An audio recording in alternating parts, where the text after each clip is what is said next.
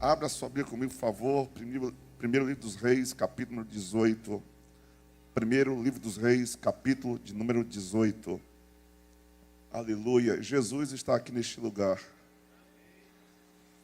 Eu já falei com ele hoje, já senti a presença dele hoje. Eu tenho certeza que ele está aqui, que eu estou sentindo ele aqui neste lugar. Ele está aqui neste lugar. Aleluia. Aleluia. Capítulo de número 18. Aleluia. Eu vou apenas ao verso 30 e o verso 31 para a gente ganhar tempo. Essa é a palavra de Deus. Então disse Elias a todo o povo: chegai-vos a mim. E todo o povo se chegou a ele. E Elias reparou o altar do Senhor, que estava em ruínas. Tomou Elias 12 pedras, segundo o número das tribos dos filhos de Jacó, ao qual viera a palavra do Senhor, dizendo: Israel será o teu nome.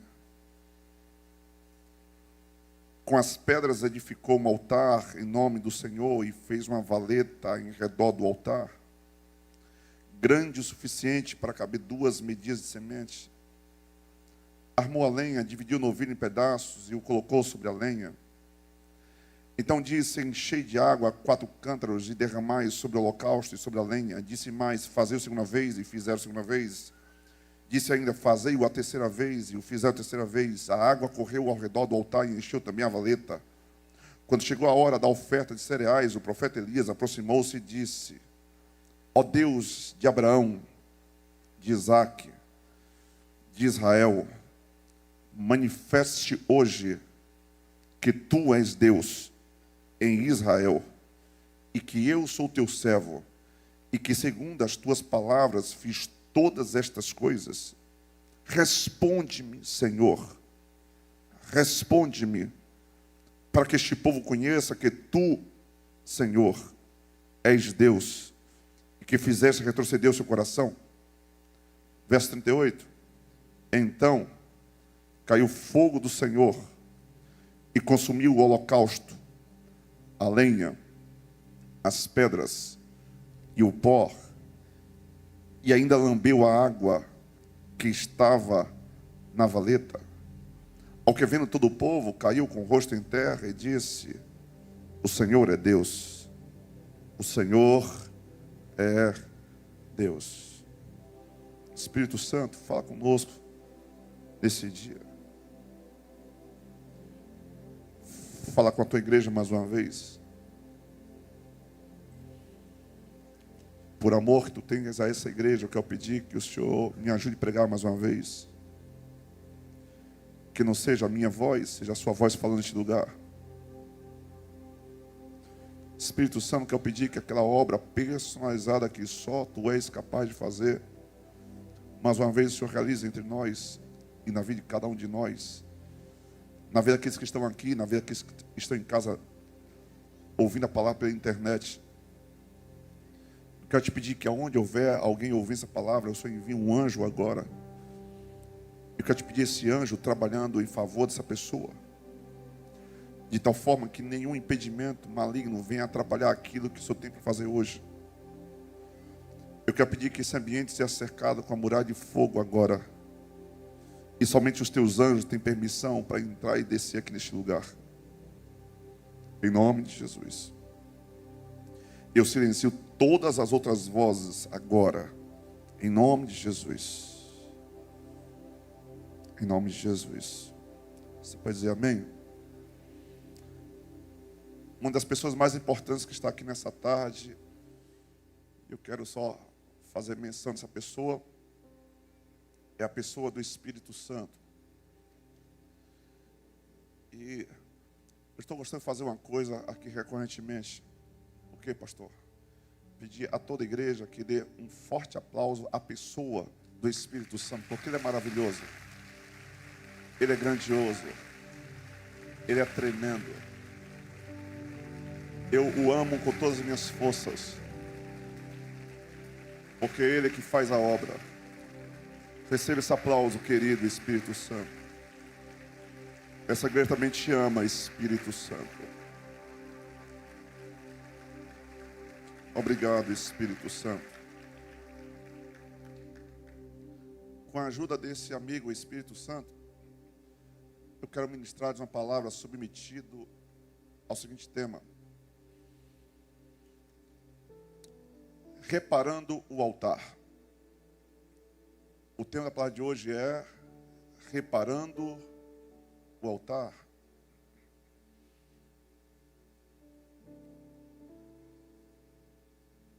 Israel está vivendo um tempo de crise sem precedentes.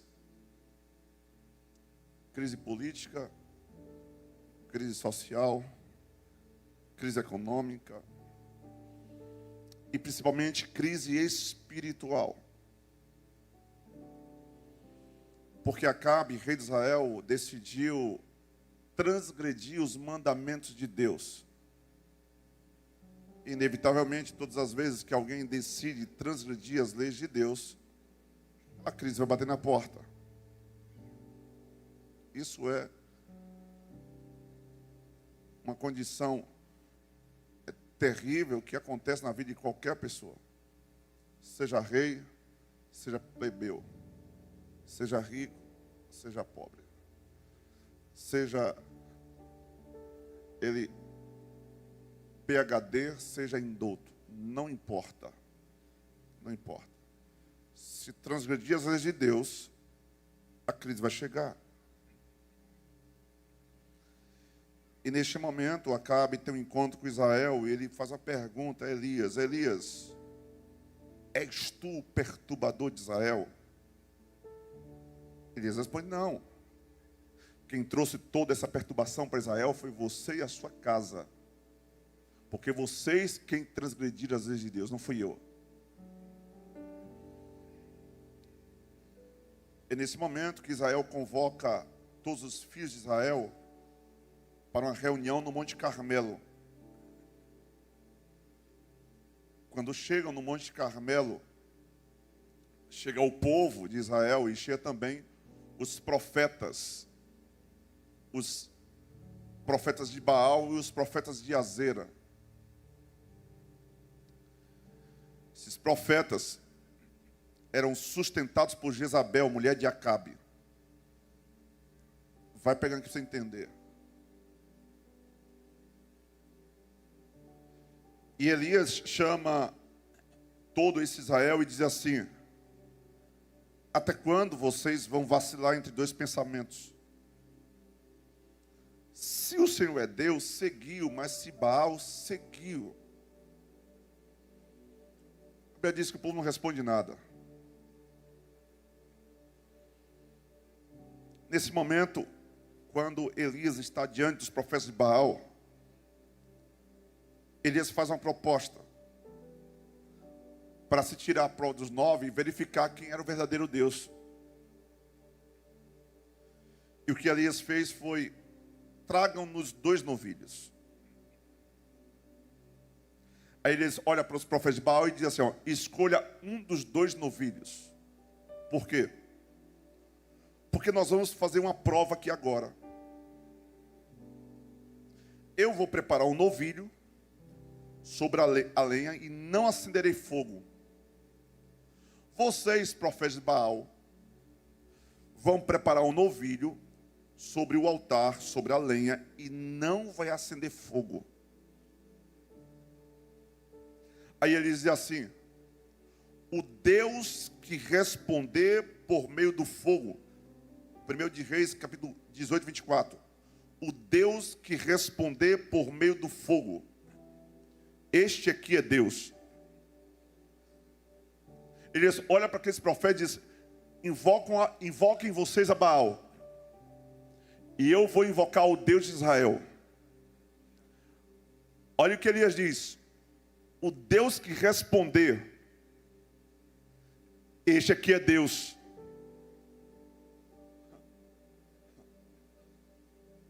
Vou repetir mais uma vez. Olha o que o profeta diz: o Deus que responder, por meio do fogo. Este é que é Deus. Quando Elias diz isso, o texto diz que o povo olhou e falou assim: eita. Esse eita não está na Bíblia não, tá? Eu falei que agora soltou, saiu. Coisa de baiano. Eita. Boa essa palavra. Bom esse desafio. O Deus que trouxe a resposta, esse e aqui é Deus. E a Bíblia diz que os profetas de Baal escolheram os novilhos e invocaram o nome de Baal e chamaram mais forte, gritaram mais forte e disseram: Baal, responde-nos. Versículo 26. O texto diz assim: não houve resposta. Baal, responde-nos. Não houve respostas.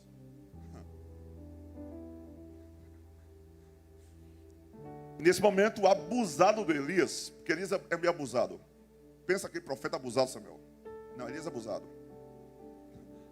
Olha o que Elias fala. Meu pregador Manassés, olha o que Elias fala.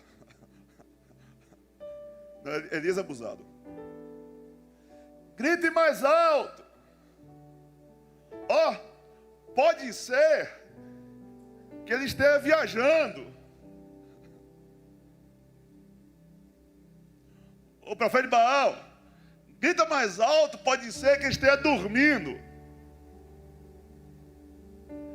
Grite mais alto, pode ser que esteja em uma reunião. Ou então ele possa ser que ele esteja ocupado demais. Grita mais alto. Irmão, naqueles dias os profetas de Baal, vou usar esse termo aqui, se esbelaram. Esse termo é do português, gente? Se esbelar.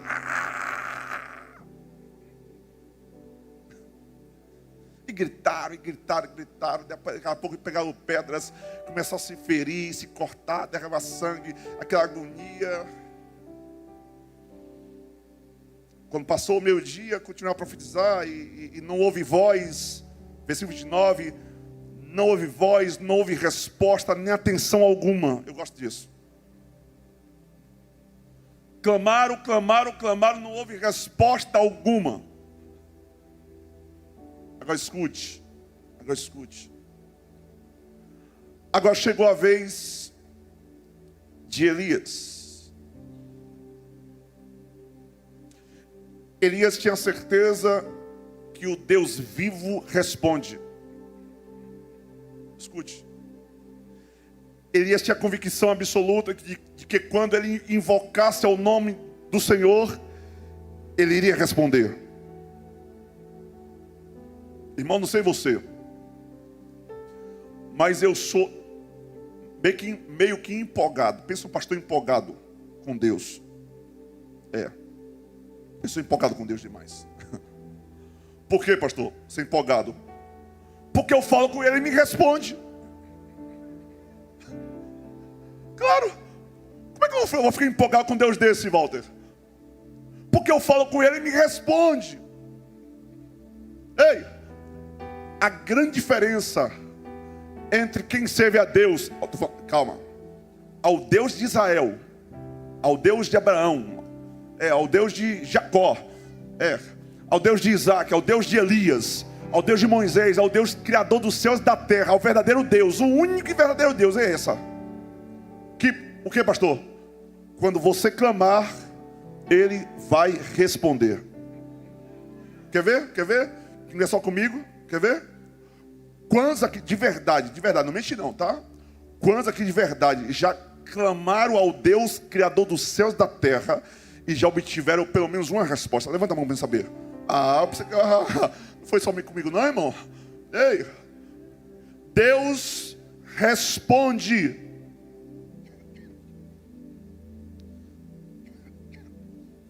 Pastor, só que está acontecendo um trem estranho na minha vida. Porque eu não obtenho respostas quando eu chamo por Ele. Quando eu invoco o nome dEle. Mas o normal e o esperado é que quando você chamar por Ele, Ele te responder. Normal é esse. E Jesus nos ensina sobre isso quando Ele vai, sabe, por muitas vezes, falar com o Pai. E um dia Jesus foi ressuscitar Lázaro, que já estava cheirando mal, sepultado, colocaram uma pedra sobre o seu sepulcro. E Jesus chega diante do sepulcro e diz: tira a pedra. Aí Maria diz: Senhor, já cheira mal, não tem mais jeito. Se não tem mais jeito, não faz sentido clamar, não faz sentido pedir o Pai. Isso foge das leis da medicina, da biologia, da química. O corpo já está em putrefação. Nunca se ouviu dizer que um corpo em putrefação pudesse voltar a viver. A Bíblia diz que Jesus só fez isso. Ele elevou os olhos aos céus. Tirou aqui desse nível de problema aqui embaixo. Ele elevou os olhos aos céus e disse assim: Pai, graças te dou, porque me ouvistes. Eu sei, João 11:42, eu sei que sempre me ouves. Oh, glória a Deus. Eu sei porque sei que sempre me ouves. Só que é isso? Eu sei que todas as vezes que eu falo com o Senhor me responde. Calma aqui. Eu sei que o Senhor me responde. Oh, glória.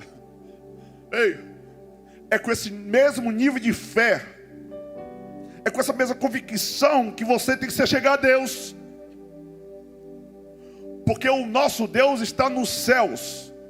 E a Bíblia diz que Ele faz tudo o que lhe apraz. O mundo está cheio de religiões, cheio de falsos deuses. Como diz o Salmo de número 115. A Bíblia diz que Ele está nos céus, faz tudo que lhe apraz. Ou seja, tudo que Ele quer Ele faz. Agora, os ídolos deles, Salmo 115, versículo, acho que é o 3. Os ídolos deles são prata e ouro, obra das mãos dos homens. Olha, diz a palavra: tem boca, mas não fala. Tem olhos, mas não vê. Salmo 115. Tem ouvidos, mas não ouvem. Tem nariz, mas não cheiram. Está aqui. Vai. Ó, tem mãos, mas não apalpam. Tem pés, mas não andam. E para sair de um lugar para o outro, tem que fazer uma procissão. Bora levar Ei, aqui.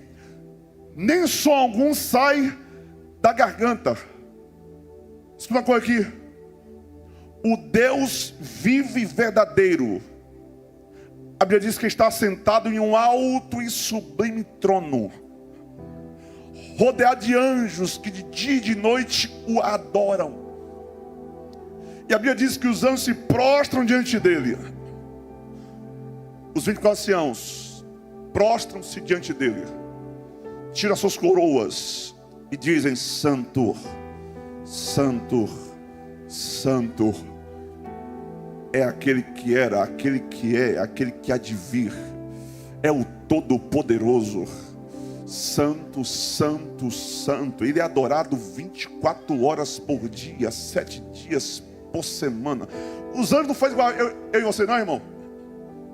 Quem adora a Deus um pouquinho, depois cansou, adora... Não. Eles adoram ininterruptamente. O que eu quero que você entenda aqui é que Deus faz tudo o que Ele apraz. Tudo o que Ele quiser fazer, Ele pode fazer. Não há limites para o poder de Deus. Escute, tudo o que Ele quer fazer, Ele tem poder para fazer. Esse é o meu Deus, esse é o seu Deus. Então o padrão, o normal, o esperado, quando você clamar, é Ele responder. É por isso que em Jeremias 33:3 diz: clama a mim, e responder-te-ei, e anunciar-te-ei coisas grandes, coisas grandes, coisas grandes e firmes que não sabes. Ei, clamar aqui é invocar, é chamar, é pedir ajuda. E se você clamar, a Bíblia diz, coisas grandes, coisas maravilhosas acontecerão. É só você clamar. Agora, quando você clamar e não tiver resposta, você precisa fazer o que fez Elias. E aqui você vai aprender 4 coisas que você precisa fazer. Escute, 4 coisas que você precisa fazer para obter respostas. E a primeira coisa que você precisa fazer, escute, a primeira coisa que você precisa fazer é o mesmo que Elias fez. Vejamos o que diz a palavra. Versículo 30. Então disse Elias a todo o povo: chegai-vos a mim. E todo o povo se chegou a ele. E Elias reparou o altar do Senhor, que estava em ruínas. Escute. Veja, diz a palavra. Elias reparou o altar do Senhor que estava em ruínas. Por que Elias fez isso? Porque Elias precisava de uma resposta. Olha, está escrito: Elias reparou o altar. Vou perguntar: quem foi que reparou o altar? Não, pai de graça. Quem foi que reparou o altar? Foi Deus ou foi Elias? Foi um arcanjo? Foi um serafim? Foi um querubim? Foi um anjo? Quem foi que reparou o altar, gente? Elias. Mas por que Elias reparou o altar? Porque ele precisava de respostas. E Deus não vai responder se o altar estiver quebrado. Não haverá respostas enquanto você não reparar o altar. Elias precisava de uma resposta. Ok. Então o que Elias faz? Repara o altar. Vou repetir mais uma vez. Se você quiser a resposta de Deus para a sua vida, você vai precisar reparar o altar. Pastor, o que é que significa reparar o altar? Venha comigo. O que é que significa reparar o altar? Primeiro, reparar o altar significa colocar as coisas em ordem. Vou repetir mais uma vez. Reparar o altar significa colocar as coisas em ordem. Segundo, reparar o altar significa consertar o que está quebrado. Terceiro lugar, reparar o altar significa fazer exatamente o que Deus te ordena na sua palavra. Quarto lugar, reparar o altar significa reconectar as pedras que estavam separadas. Lembre-se que o texto está dizendo que o altar era construído de pedras. E no livro do Êxodo, o Senhor fez a prescrição de um altar de pedras. Escute. A Bíblia diz que o altar do Senhor estava em ruínas. E Elias manda trazer 12 pedras. Quantas pedras, gente? Não, para de graça. Quantas pedras? 12 pedras. 12 pedras. O altar era feito de pedras. Pastor, como eram essas pedras? Vou te falar. Êxodo, capítulo número 20, versículo 25. Olha o que está escrito. Se me levantares um altar de pedras, não o farás de pedras lavradas. Vou repetir. Se me levantares um altar de pedras, não o farás, não o construirás com pedras lavradas, pois se sobre ele manejares a tua ferramenta, na versão Ara, filho, na versão Ara, pois se sobre ele manejares a tua ferramenta, profaná-lo-ás. Escute, o altar de pedras que Elias está construindo é um altar de pedras brutas. Era um altar de pedras pontiagudas. E Elias ia ter o trabalho de colocar pedra bruta conectada com outra pedra bruta. O altar estava em ruínas, mas o altar precisava ser construído com pedras brutas. E o texto diz que esse altar precisava ser construído com 12 pedras. Cada pedra simbolizava uma das tribos dos filhos de Israel, que neste momento, por sinal, calma aqui, presta atenção, Israel está dividido, gente. Pensa isso aqui. Não sei se tu lembra que após Salomão, entre seu filho Roboão, Israel é dividido. 10 tribos vai para o norte, 2 tribos vêm para o sul. E Elias, que está no norte, pega 12 pedras. Ele poderia muito bem pegar somente 10 pedras, já que ele está no norte, representando a tribo do norte. Só que ele falou assim: ei, nós não temos nada a ver com essa divisão política de vocês. O povo é um só. E nós não vamos aceitar divisão quando a gente for erguer um altar de adoração ao Senhor. Não vou repetir mais uma vez. Nós não podemos aceitar divisão quando a gente for erguer um altar de adoração ao Senhor. Portanto, serão 12 pedras. Pastor, me explica melhor esse negócio aqui. O que é que isso tem a ver com a minha vida? Vou te falar. O altar hoje é a sua vida. Escute. O altar é a sua vida. E o sacrifício é tudo aquilo que você faz a partir da sua vida. Deus não responde enquanto você não reparar o altar. Porque Deus não recebe sacrifícios de um altar quebrado. Deus não responde ao sacrifício de um altar quebrado.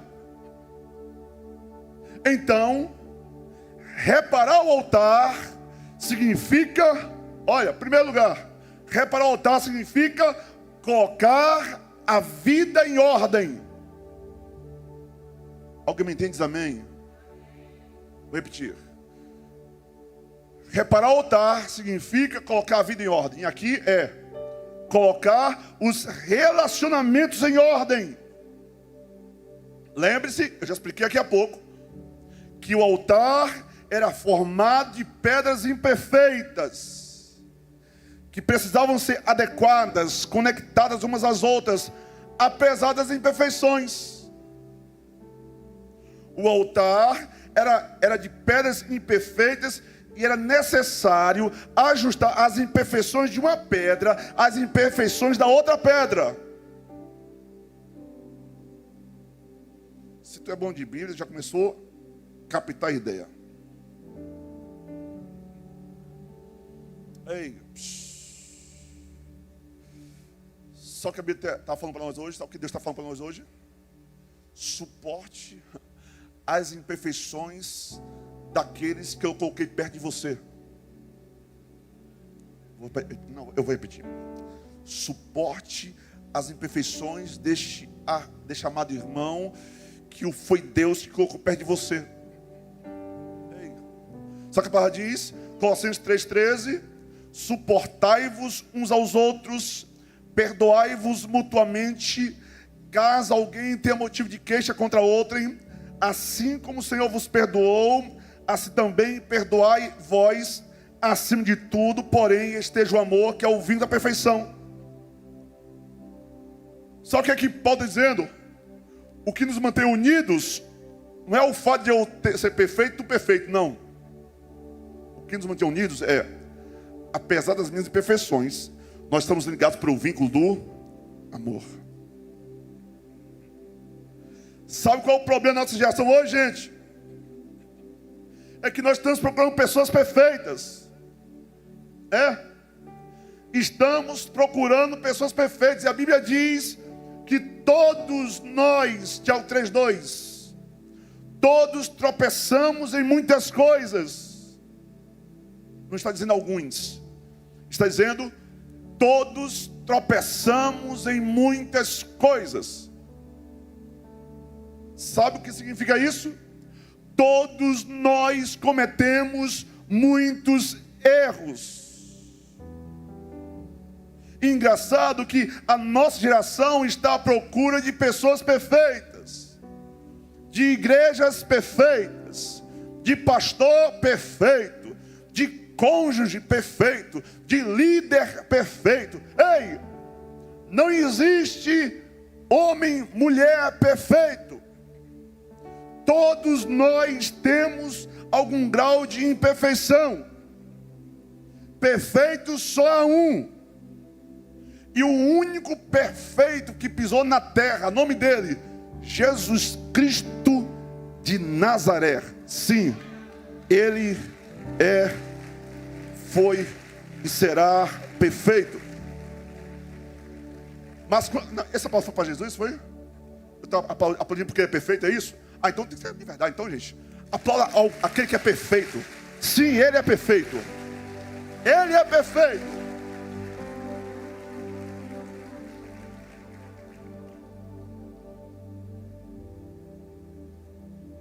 Escute.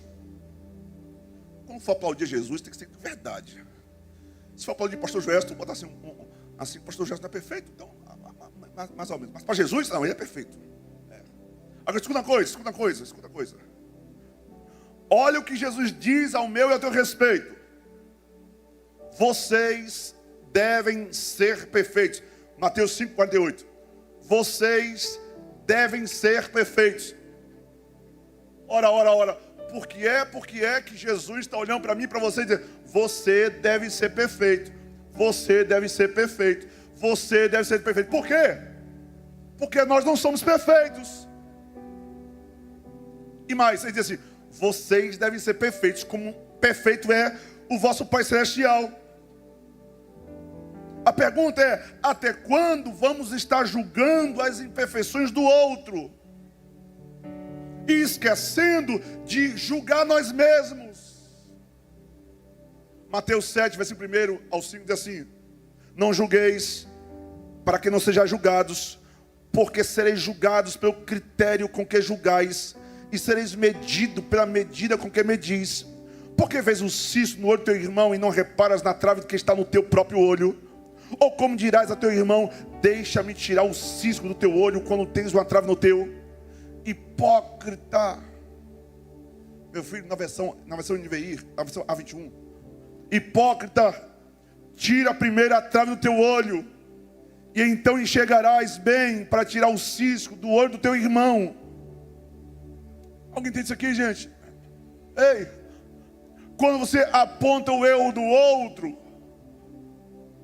na verdade, você deveria primeiro verificar como que está a sua vida. Porque todos nós cometemos muitos erros. Todos nós ferimos.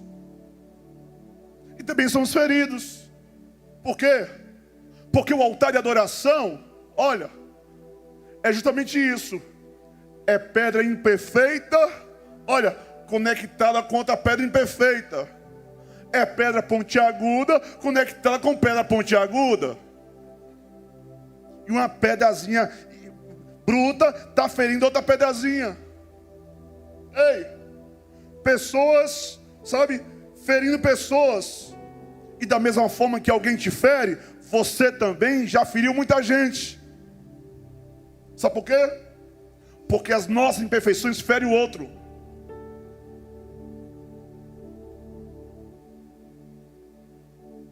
Detalhe, gente. O texto diz que o altar deveria ser construído de pedras. E que não deveria, sabe, nenhum de nós usar as nossas ferramentas para trabalhar a pedra.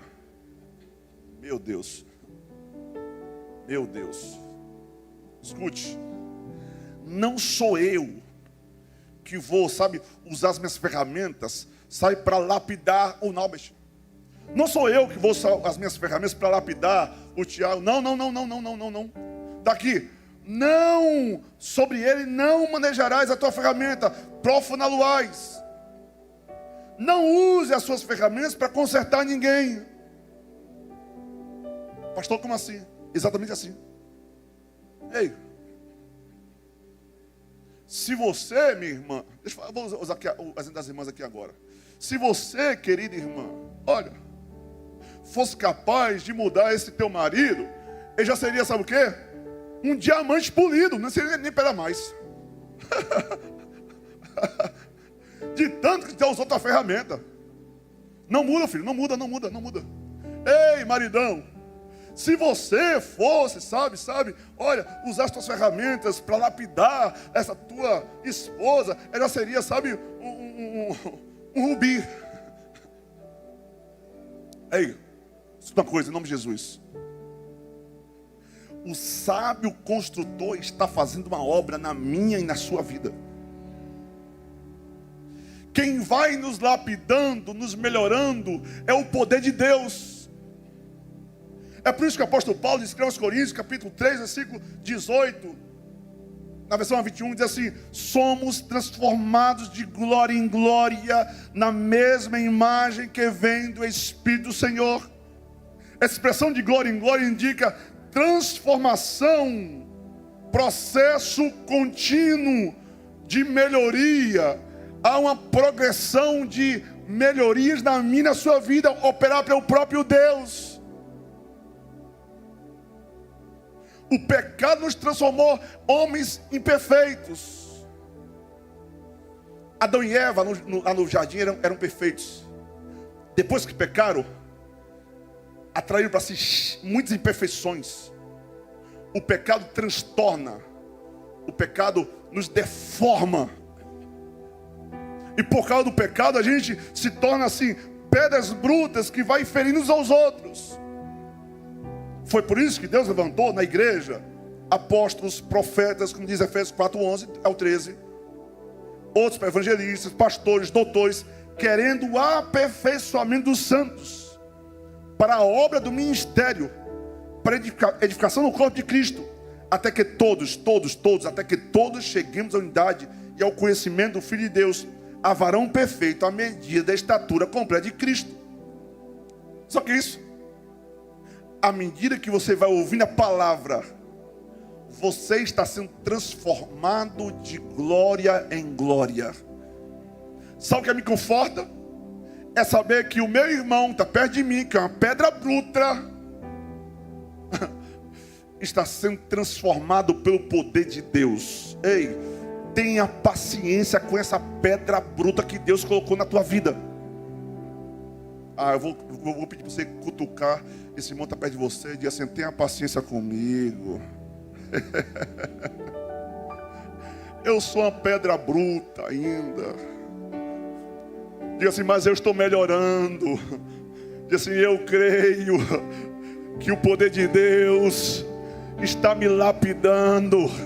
E eu também creio, como disse o apóstolo Paulo em Filipenses capítulo 1, versículo 6.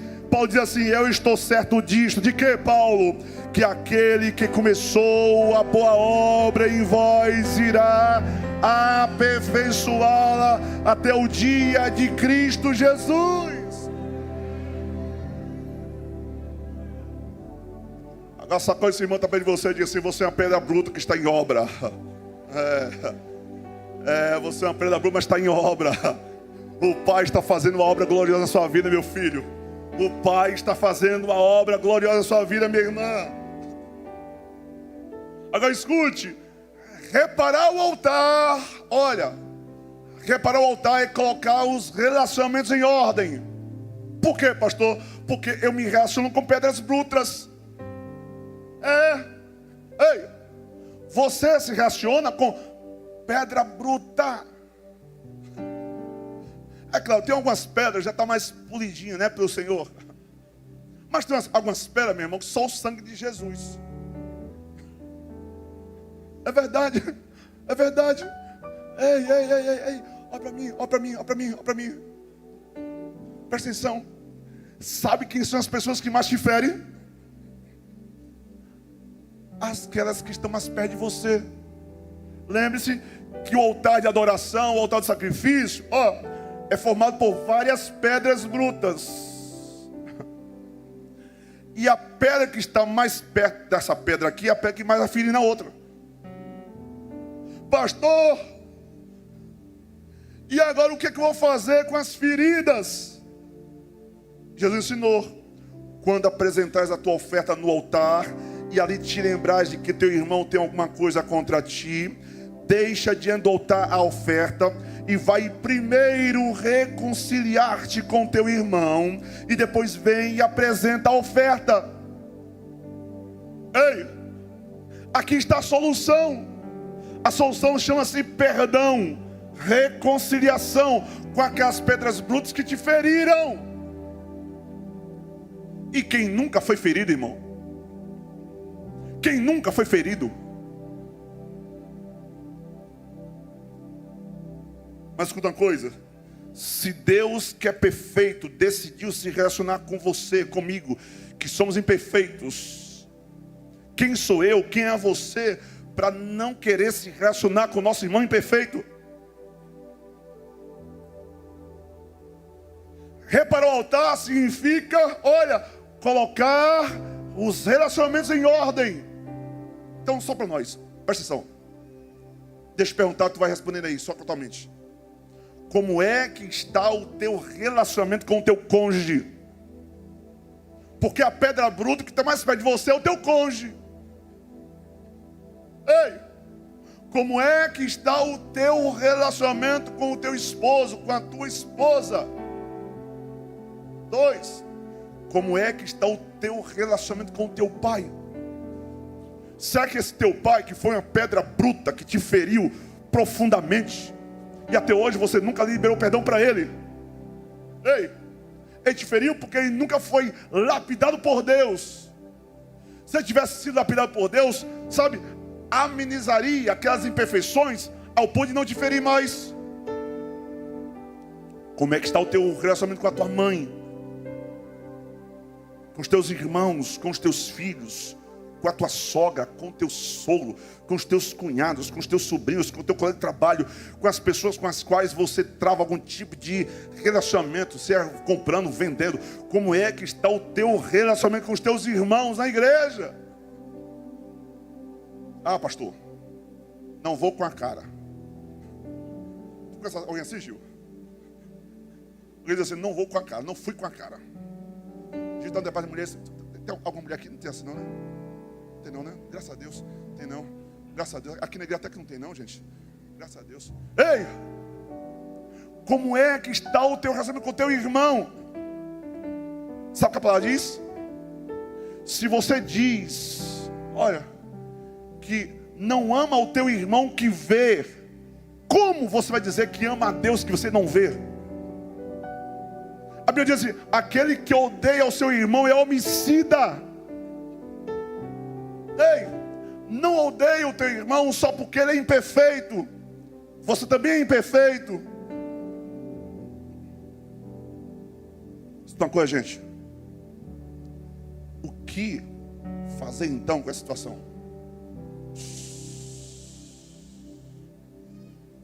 O que fazer então com essa situação? Chama o teu irmão para a reconciliação. A Bíblia diz assim, segui a paz com todos e a santificação, sem a qual ninguém verá o Senhor. Segundo, reparar o altar, primeiro, é colocar nossa vida em ordem na horizontal. Aqui, nossos relacionamentos. Segundo, Reparar o altar é colocar a nossa vida em ordem na vertical, colocar a nossa vida em ordem com Deus. E é por isso que o profeta chama o povo a um compromisso mais sério com Deus. Porque veja o que é que Isaías está dizendo. Ele está dizendo: até quando? Escute. Até quando cocheareis entre dois pensamentos? Até quando você vai dizer assim, ó, de manhã eu sou de Deus, de noite eu sou da balada? Até quando? Até quando os teus ouvidos, olha, vai ouvir música consagrada a Deus, mas também música consagrada aos demônios? Até quando você vai dividir a sua atenção, dividir o seu coração com outros amores, com outros relacionamentos? A Bíblia diz que ninguém pode servir a dois senhores, Mateus 6,24. Ninguém pode servir a dois senhores, porque há de odiar um e amar o outro, ou se dedicará a um ou desprezará o outro. Não podeis servir a Deus e a Mamon.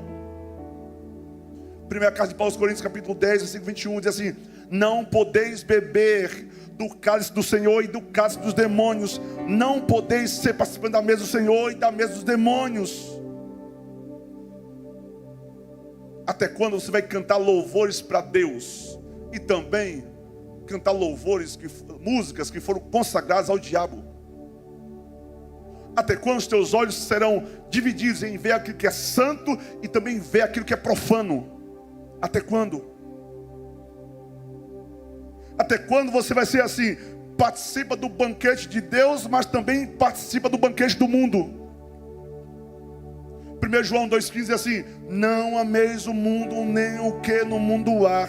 Se alguém ama o mundo, o amor do Pai não está nele. Porque tudo que há no mundo, a concupiscência da carne, a concupiscência dos olhos, a soberba da vida, não é do Pai, mas do mundo. E o mundo passa, e a sua concupiscência. Mas aquele que faz a vontade de Deus permanece para sempre. Sabe o que Pedro diz? 1 de Pedro 1,14: como os filhos obedientes, não vos conformando com as concupiscências que antes havia em vossa ignorância. Pedro diz assim: olha, tinha um tempo atrás que você está preso na ignorância, por isso que você se conformava com as concupiscências do mundo. Agora não. Agora diz assim: como é santo aquele que vos chamou, sede vós também santos em toda a vossa maneira de viver. Porquanto está escrito: sede santos, porque eu sou santo. Sede santos, porque eu sou santo. Sede santos, porque eu sou santo. Sabe o que significa ser santo? Ser santo significa, olha, ser separado, ser consagrado, ei, para uso exclusivo de uma pessoa. Eu posso, por exemplo, santificar esse iPhone, dizer: a partir de hoje, somente eu toco, somente eu pego, ninguém mais. Santifiquei o iPhone. Eu posso santificar esse copo com água, dizer: a partir de hoje, esse copo aqui será uso exclusivo do pastor Joel. Ninguém mais toca, ninguém mais toma dessa água, ninguém. Quando Deus diz sede santos, Ele está dizendo: eu quero usar você exclusivamente nas minhas mãos. Eu quero tomar a tua vida exclusivamente. Eu quero ter um relacionamento exclusivo com você. Você está entendendo, irmão? Deus quer um relacionamento de exclusividade com você. É que Ele não divide você com ninguém. E hoje o Pai está te chamando a esse nível de relacionamento. E se você quiser, hoje você pode tomar uma decisão de ser e de pertencer exclusivamente ao Deus de Israel, ao Deus que responde quando você clamar. Mas é preciso restaurar o altar.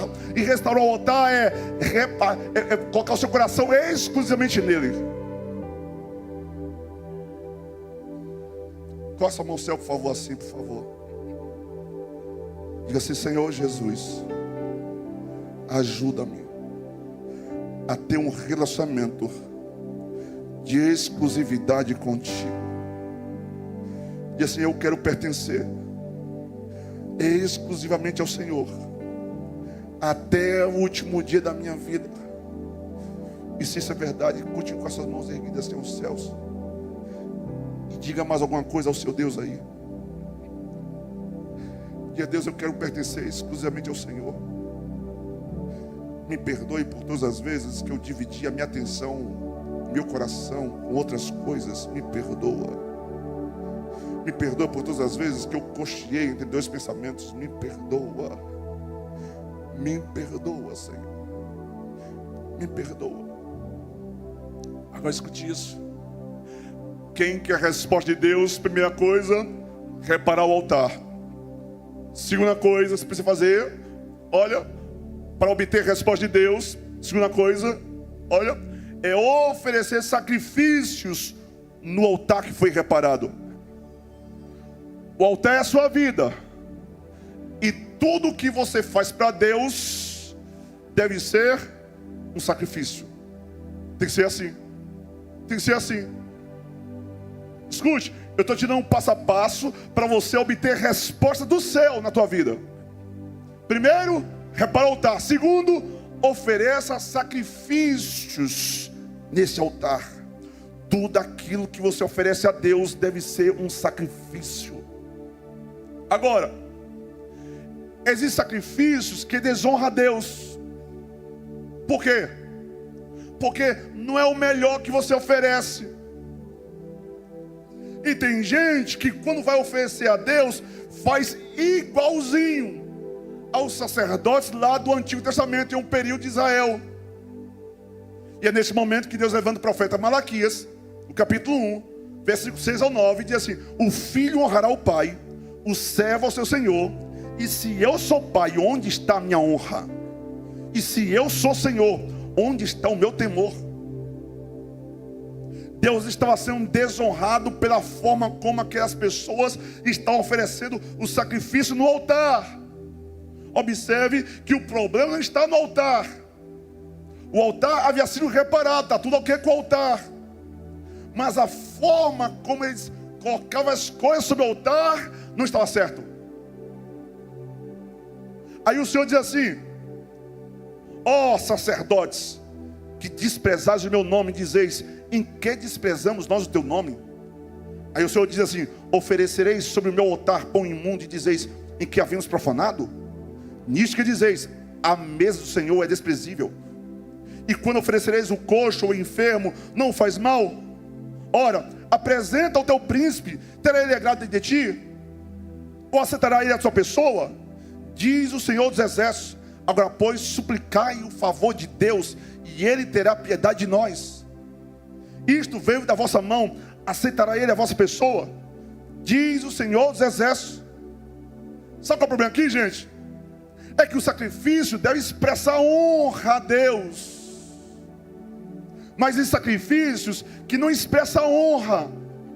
E sabe por que não expressa honra? Porque não entregue o melhor. Entenda isso em nome de Jesus. Tudo aquilo que você fizer na sua vida, faça como para Deus e não para com os homens.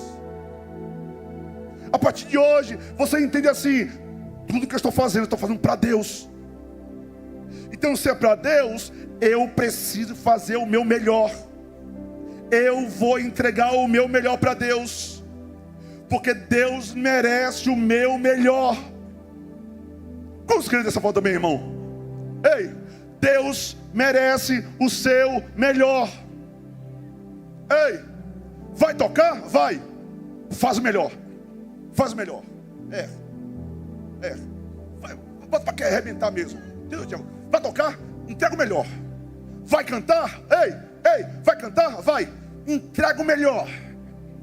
Mas tem gente que vai cantar, aí canta assim minha boca, tal. E não é só canta aqui no altar não, gente. É você também aí embaixo.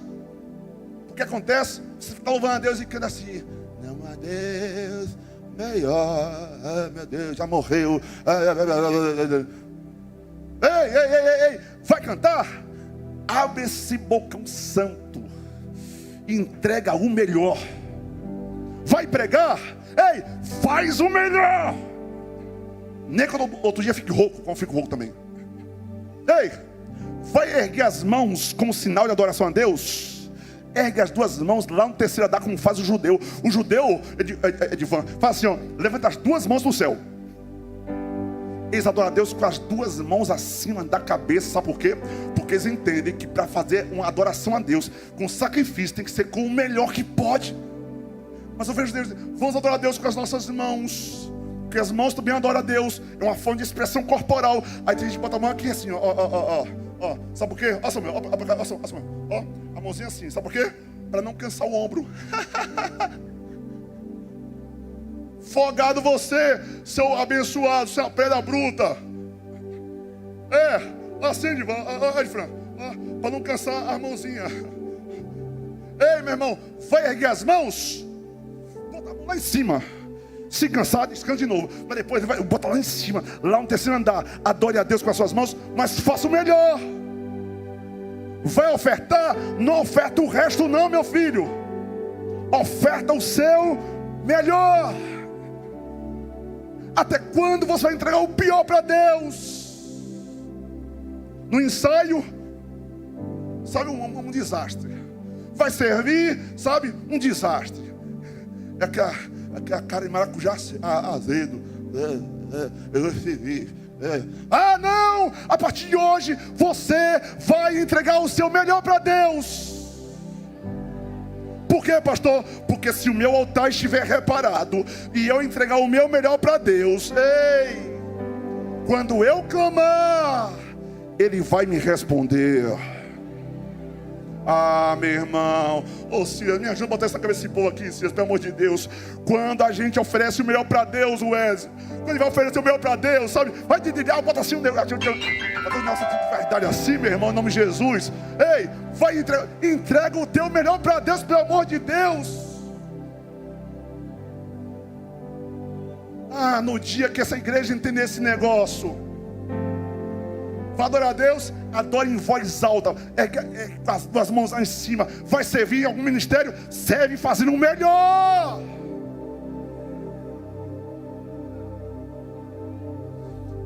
Sabe o que foi que Davi disse? Eu não oferecerei a Deus um holocausto que não me custe nada. Eu não vou oferecer a Deus um sacrifício que não me custe. É para fazer para Deus, faz bem feito. Não é para Deus? Faz bem feito. Terceira coisa para você obter resposta. Meu Deus, não é possível. Já acabou de novo?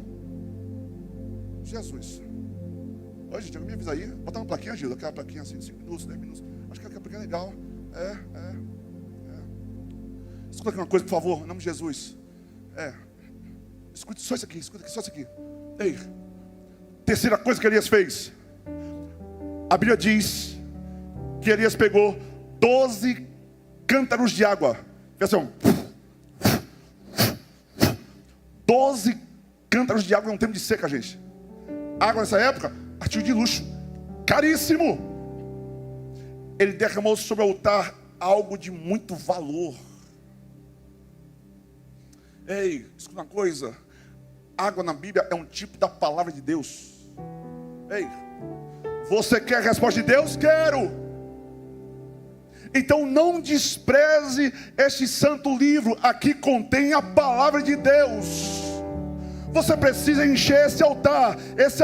O altar é você, tá? Você encha o altar. Encha o altar de quê? Da palavra de Deus. João 15,7 diz assim: se vós estiverdes em mim e as minhas palavras estiverem em vós, pedireis tudo o que quiserdes e vos será feito. Então, primeiro, repara o altar. Segundo, olha, escute, ofereça o seu melhor. Terceiro, encha-se da palavra. Derrama bastante água sobre esse altar. Derrama bastante palavra sobre a tua vida. Quarto, faz uma oração para tu ver uma coisa. Porque tem gente que faz tudo certinho. Olha, o altar está em ordem, sabe? Faz o seu melhor para Deus. está com o coração cheio da palavra, até se envolve com a palavra, mas ele não ousa pedir. Ei, sem oração, sem resposta. Até agora não recebeis, porque não pedis. Pedis e recebeis. Você não tem, porque você não pede. Se você pedir, o Deus que é vivo e poderoso vai responder. Ah, irmão, você está aqui não? Eu vou embora então. Ei, se você pedir, Deus vai responder, porque Ele é um Deus que responde àqueles que clamam a Ele de dia e de noite. Fique de pé, por favor. Ei, vai prestar culto a Deus? Ofereça o seu melhor. Não, a partir de hoje, com esse entendimento, a tua vida nunca mais será a mesma. A partir de hoje, a sua vida nunca mais será a mesma. Eu quero pedir agora, no nome do Senhor Jesus, que você faça uma sincera oração ao Senhor. Eu quero pedir que você feche seus olhos agora no seu lugar. Fale: Deus, perdoa-me por todas as vezes que eu ofereci o meu pior. Perdoa-me, Senhor, por todas as vezes que eu não tolerei as imperfeições do meu irmão. Perdoa-me, ó Deus, por todas as vezes que eu me feri, ou eu fui ferido e eu não quis perdoar, liberar perdão. Diga: Senhor, perdoa-me por todas as vezes que eu julguei as imperfeições do outro e esqueci das minhas próprias imperfeições. Perdoa-me, Senhor. Perdoa-me, ajuda-me a melhorar. Diga: Deus, eu reconheço que eu erro em muitas coisas. Eu reconheço que eu não sou perfeito, mas eu peço a sua misericórdia sobre a minha vida. Derrama sobre mim hoje o Espírito da glória. Derrama sobre mim o Espírito da glória, porque eu quero ser transformado de glória em glória, de glória em glória, de glória em glória. Eu quero ser transformado de glória em glória, até a imagem do Senhor.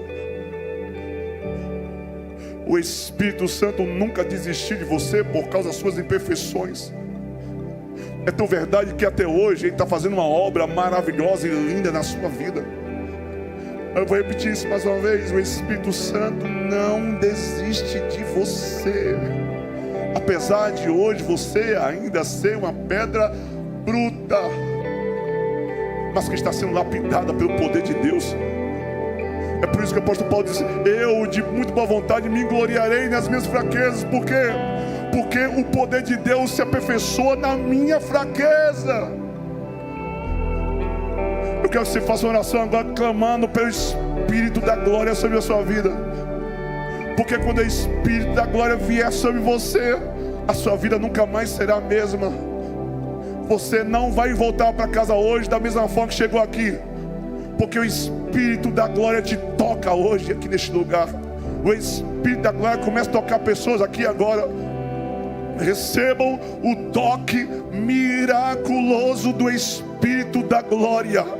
E aonde houver uma imperfeição, aonde houver uma deformidade, o Senhor começa a te tocar hoje, aqui e agora. Toca, Senhor, nesse meu irmão. Toca nessa minha irmã, Senhor. Toca-nos com teu poder, Senhor. Toca-nos com teu poder, Senhor. Nós queremos colocar lenha sobre esse altar, Senhor. Nós queremos queimar, nós queremos que o teu fogo venha sobre nós. Nós queremos que o teu fogo venha sobre nós. Vem com o teu fogo sobre nós. Nos batiza com fogo. Responde-nos com fogo. Responde-nos. Traz as respostas que nós necessitamos para nossas vidas, Senhor. Se você precisa de resposta, eu quero que nessa noite você abra a sua boca e adore a Deus, e adore a Deus.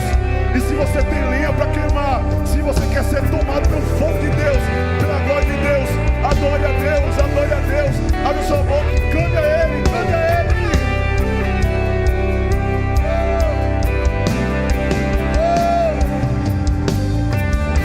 Eu ainda tenho fome, eu ainda tenho lenha.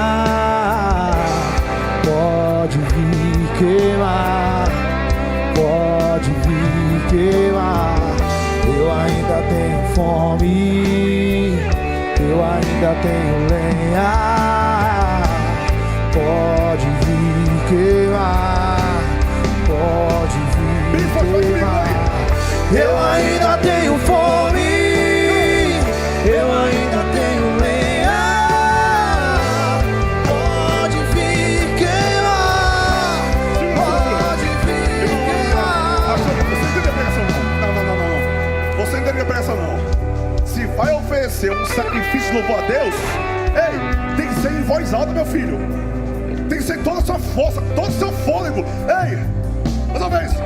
Eu ainda tenho fome, eu ainda tenho lenha.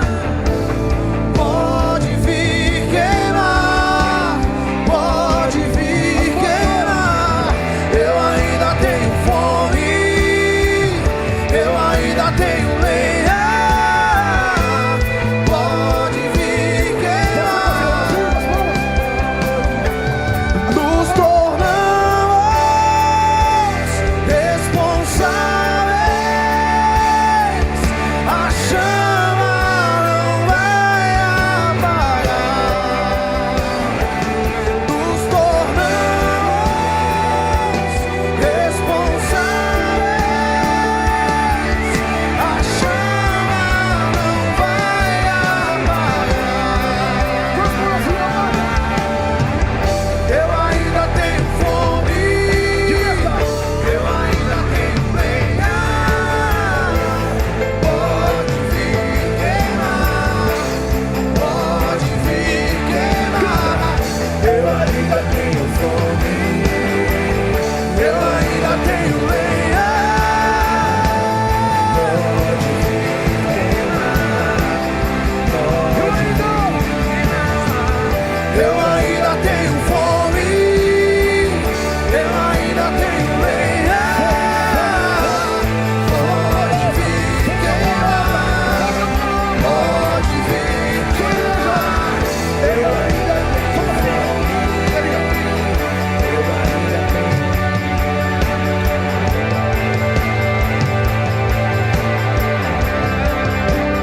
Só na minha igreja.